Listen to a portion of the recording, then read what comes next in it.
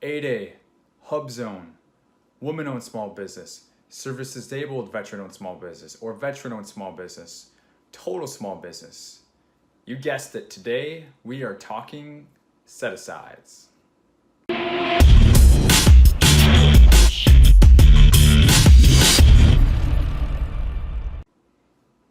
Hey, what's going on, guys? Derek James here again. If you're not familiar with my story or you're new to the channel, I started out in government contracting when I was 26 years old. Before my 30th birthday, I managed to win 32 U.S. federal government contracts worth over $15 million. And now today, I spend my time working with new small business owners, prospective small business owners, to help them cross the finish line in their own government contract businesses as well. So as you may have guessed, today we are talking set-asides. So to begin, what is a set-aside? A set-aside is essentially the type of preference that a contracting official, be it a contracting officer or a specialist, or even a small business office, they decide to set aside an opportunity, albeit an RFP, an RFQ, anything that you're going to submit a proposal to. They set it aside for a certain type of business. So I said it at the beginning, but I'll repeat it. The 5 most common set-asides that you're going to see that this falls into are the following. There's going to be an 8A, HUBZone, woman-owned or economically disadvantaged woman-owned. You're going to have service-disabled or veteran-owned service-disabled. And you also have total small business. And most of you will fall in at least one of those categories. You know, if you're a small business, you should be falling into that total small business set-aside category. But some of you may also fall into those categories and you don't know how to go about getting those set-asides for your business. So not only in today's video are we going to be going through the different types of set-asides, but I'll also make this more valuable to you and show you exactly how you can go about getting that set-aside for your business. It's typically going to involve a sort of application or a certification. They're not usually that hard, and a lot of it is going to stem through the SBA.gov website, which I will be showing you in today's video. Okay guys, like always, we will get started in our best friend Google, and I'll be taking you to a kind of directory website. It's with the SBA, but it's going to have all the links. It's going to be a really good resource for you guys to have. So if you type in SBA Contracting Assistance Programs, it should come up. And I like to start everything out in Google so that you guys can replicate this and do this for yourself at any time you want. I'm going to click on this first link that comes up that's not an ad, Contracting Assistance Programs, SBA. And then it's going to give me this option right here, this nice button to explore programs. So I'm going to click on that. Now you'll see right up here they have the programs, the set-asides that we're talking about. So they have woman-owned, they have service-disabled veteran-owned, they have 8A, they have mentor protege, which we're not really going to be talking about today, and they have the HUBZone as well. They have this natural resource sales assistance program, which we're not going to touch on either today. So we'll dive right in with we'll go in order here, and we'll start with woman-owned. Okay, so as you can see, there's a side right here where you can switch between the different types of set-asides. They make this as a nice little directory, like I said, and each page gives you a lot of really good, crucial information on the particular set-aside that you're looking at, and it's going to give you the information in basically the same layout. So as you can see here, they're talking about the goal. That we see that we're looking at woman-owned program benefits to help level playing field for women business owners. The government limits competition for certain contracts to businesses that participate in women's contracting program. So they go on to talk a little bit about, right here you can actually see that you can get a woman-owned small business, but then you can also get an economically disadvantaged women-owned small business. And the SBA maintains a list of those eligible industries and their NAICS codes that would apply to those certifications. You can see here the eligibility requirements. You must be a small business. You must be at least 51% owned or controlled. And you must also meet some of these personal Qualifications: be owned and controlled by one woman with a personal net worth less than $750,000. Be owned and controlled by one or more women, each $6 million or less in personal assets. So as you can see, you can read through these yourself. I'm not going to read everything to you. That's why this resource is here. It's great that you can go to it on your own time. And then they give you the eligibility requirement as defined in the actual federal regulations. You can always go to this link if you want to read the legal jargon as well. So if you want to get certified as a woman-owned small business, before you can participate, you must be either self-certified or third-party certified. Both methods will require you to use the certify.sba.gov website, which you'll be seeing a lot in this video. You'll also need to have a profile in sam.gov, and that's something that I recommend anybody who's looking to get their first set aside to certify. Make sure that your sam.gov is set up and that your business entity is registered in sam.gov first, but we will not be covering that in today's video. So you can self-certify directly at the certify.sba.gov by answering some questions and uploading some documents. And they have a button right here that's going to take you to that website. And I'm going to open that up in a new tab just so you can see a friendly look at what this website looks like. You'll want to click here to get started. And then it's going to ask for your username and password, which you probably don't have. So you come over here. Are you new to certify.sba.gov? Yes, you are. You'll want to create an account. And then this is where you can do the handoff, create the account, and then you'll have the options to certify for the different types of certifications that we're covering in today's video, including the woman-owned that we're looking at right now.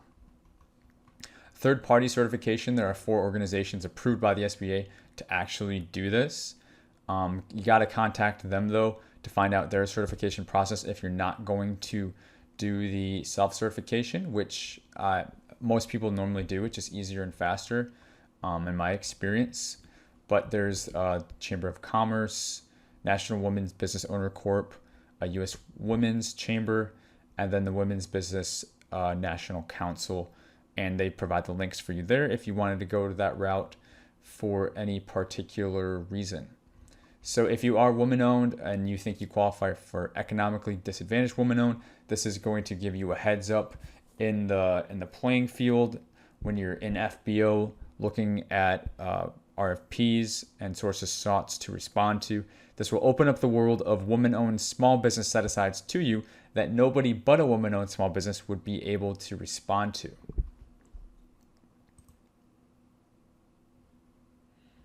Okay guys, so now we're back. Now we're going to transition to next. We're going to be talking about the Service Disabled Veteran-Owned Small Business Program. So you see I'm back here at this Explore Programs page, and I'm going to click Learn More.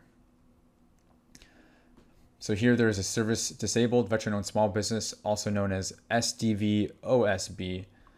And as you can see, this page has the similar layout. The government limits competition for certain contracts for service-disabled vets. The qualifications: you must also be a small business, and you must also be 51% owned or controlled by service-disabled vets, and also manage the day-to-day operations. You must have a service-connected disability. So there is a veteran-owned small business, but then this is about the service-disabled veteran-owned small business. So you can self-represent your business by, so you can self-represent your business, basically self-certifying, by just going into SAM. And when you do your SAM registration, it will ask you what your set-asides are. And what they're saying here is you can just say that you're a service-disabled veteran-owned small business, or if you're a VOSB, a veteran-owned small business, you can do that there as well. The Department of Veteran Affairs, the VA, which awards a large amount of contracts to veterans, sets aside contracts for veterans through their Veterans First contracting program. Their program is not the same as the SBA's program. To get access to this, you have to actually go through the Vets First verification program, which I highly recommend, and I will open this up so that you can see this too. if you are a veteran-owned that's watching this. So this actually takes you to the VA OSB, which is the Office of Small Disadvantaged Business Utilization verification, and it shows you their Vets First program if you wanted to take the extra step and get your CVE certification through the VA. You can see right here they talk about the CVE verifies the service disabled and the veteran-owned small businesses. So you can see that this page has start verification. As part of a verification process, applicants move through the 4 stages, which are intake, assessment, federal review, and decision. So if this is something that you're interested in, you can use this website and these resources to begin doing that process, as well as they have a host of other links here that you can read through as it applies to the program as well. This is something that I actually highly recommend. It is totally worth doing if you are a service-disabled, veteran-owned small business. There was something called the Kingdomware court case that happened just a few years ago, which is basically saying Vets First, which means all of the contracts that are being awarded and going out through the VA actually have to be proven that they are not able to be done by a veteran-owned or service-disabled veteran-owned small business before it goes out to anybody else. So if you're one of those 2 in this certification process, you hold this certification, the VA is a tremendous opportunity, and it only opened up within the last couple of years as a result of this court case. Before, the VA used to set aside a lot of work for vets, but now everything has to go to Vets First, and then if vets can't do it, then the other set-asides get a chance at it, or it gets opened up to big businesses. So if you are a vet, I highly recommend this, especially because of that Kingdomware case that resulted in the that particular outcome in favor of veteran-owned businesses.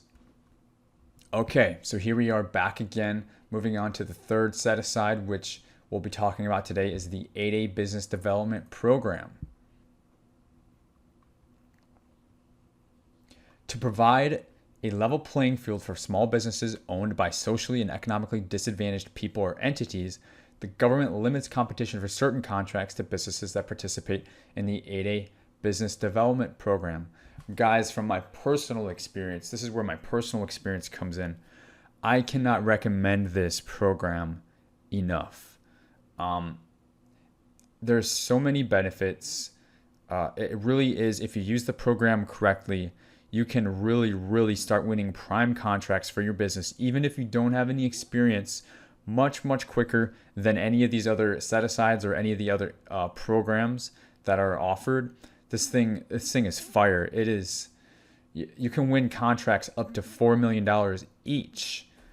Just going through the programs, you can compete for set-aside and sole source contracts, which means contract, you can bid on it just yourself, and they'll negotiate a price with you for the contract, and nobody else will actually even see the contract on FedBizOps. It is a no competition contract. If you're in the 8A program, you have to get them to do this for you, which is a little bit of a process, and a lot of them don't, them being contracting officers and small business offices, but there are some that are open to working with 8A participants with this SBA program and awarding sole source contracts or directed award contracts.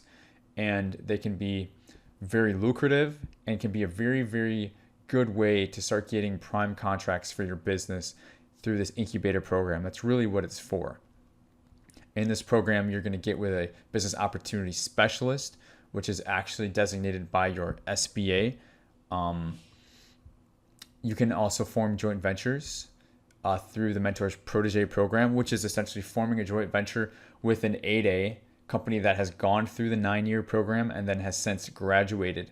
And so they, what they gain from this is they get to work with you because now you still have the 8A and they lost theirs. You get to work with them and you gain their past performance that they've gained throughout the 9 years of their program. So it really is a beneficial for both. And that's the Mentor Protege program that you're able to participate in only in the 8A program with the SBA here. Other agencies offer it, I believe, but it's not the same and I don't think it's quite as beneficial.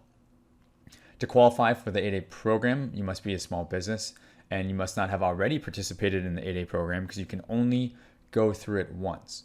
You must be at least 51% owned or controlled by U.S. citizens who are economically and socially disadvantaged. So yes, you have to be a U.S. citizen. Your personal net worth must be less than $250,000, as well as your adjusted gross income for 3 years. Your personal assets must be less than $4 million, and the owner has to manage the day-to-day operations. You must demonstrate good character and show potential for success to successfully perform on contracts.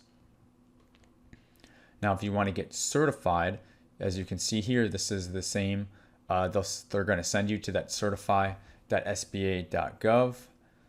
The certify here, where you create an account if you don't already have one. And then once you do that, you're going to be certified, but you're not going to actually be in the program. You'll also want to, once you're certified, you'll also want to update your sam.gov registration to reflect that you're now an 8A certified business. But then you're going to work with your business opportunity specialist to actually have him or her help you to get into the program. And then once you're in the program, that's when your 9 years officially starts ticking. And that's a process that is past getting certified. It's really step 2 that will take place with your business opportunity specialist. If you care to read, there is the 8A Mentor Protege program that I talked about. They have that on here as well, and they have the information on how to apply. Okay, guys, so the last one we're going to look at right now is the HUBZone program. And this one's a little bit different, but I do highly recommend it. The government limits competition for certain contracts to businesses in historically underutilized business zones. It also gives preferential consideration to those businesses in full and open competition. And that actually has an effect on the pricing that you submit that, they actually share it here. HUBZone certified businesses get a 10% price evaluation preference in full and open contract competitions, which means essentially whatever your price is, they actually give you a 10% discount on it. So that can make you hugely more competitive when you're pricing out things apples to apples. I hope you see how beneficial that could be. Okay, so as you see here, you do have to be a small business again, and at least be 51% owned or controlled by U.S. citizens, a community development corporation, an agricultural cooperative, a Native Hawaiian organization, or an Indian tribe. And then this is something that's different than any of the other set-asides that we covered today. You must have your principal office, your work office. It must be located in a HUBZone area. And not only that, at least 35% of your employees must also live and reside in a HUBZone area. And the larger your business gets, this often kicks out people from the HUBZone because it's often, depending on where you live, it can be hard to find people that, or just have employees that are working for your business that are also in a HUBZone. But one of the big things that are going to be helpful to you in finding this out is this HUBZone map that they provide to you, which is great. You can zoom in. I'm in Michigan, and you can look. So I see that there's a bunch of HUBZone areas. Almost the entire area right here is almost all HUBZone. So what you could do is you could enter your address, and you could see exactly if you're in a HUBZone area or not, and then you can do the same for your employees. You can enter their address. And so if you want to get certified, they're giving you the steps here as well. You have to be registered in SAM again, but then they're going to want you to have a general login system account. And then once you're in the account, you apply for the HUBZone certification through the GLS. So I will open the GLS so that you can see that as well. You'll have to click agree, knowing that this is a government information website. And this is the website that you can get started in and going through that program. And you'll want to create a new GLS account by clicking here. And you'll fill out information and you'll submit your GLS account. And then you can apply for your HUBZone through the GLS as they've discussed here. You also want to maintain your HUBZone certification. Once you have it, you'll need to recertify for the HUBZone program every 3 years. There's no limit to the length, so you can stay in it forever unless the HUBZone maps get changed. I think they get redrawn every 10 years. HUBZone businesses must notify the SBA if their business undergoes any material changes that would affect their status.